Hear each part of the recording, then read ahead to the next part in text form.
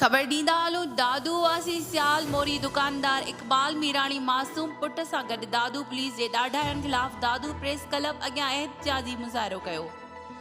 एहतिजाज दौरान हिन चयो त राति देर सां बिला जवाज़ दादू पुलिस घर अंदरि दाख़िल थी चादर ऐं चौदेवारी जो तक़दुस पाएमाल कयो आहे। हिन वधीक चयो त बुट बदल वर्दी पहिरियल पुलिस एहलकारनि अचानक मुंहिंजे घर अंदरि दाख़िल थी वॉशिंग मशीन LCD अलमारी समेत ॿई सामान जी तोड़ फोड़ करे लखे रुपयनि जो माली नुक़सान पहुचाइण सां गॾु नंढड़नि ॿारनि खे पिणु हिरासमेंट कयो आहे, जंहिं सां जानी नुक़सान थी सघे पियो।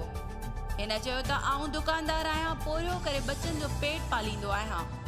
दादू पुलिस 2100 सोपारियूं विकिरो करण जे सबबु ॼाणाए घर में दाख़िल थी, जॾहिं त घर अंदरि अहिड़ी का बि शइ हथ न आई आहे, जंहिं ते घर भातियुनि जी रड़ियूं करण ते पुलिस हथे ख़ाली वापसि मोटी वई। हिन SSP दादू इरफान अली सम्मो खां मुतालबो कयो त साफ़ शफ़ाफ़ जांच कराए मुलविस पुलिस अमलदारनि ख़िलाफ़ कानूनी कार्रवाई करे मुंहुं ग़रीब सां इंसाफ़ कयो वञे, न त ॿी सूरत में एहतिजाज जारी रहंदो। रिपोर्ट वज़ीर मल्ला, अमल न्यूज़ दादू।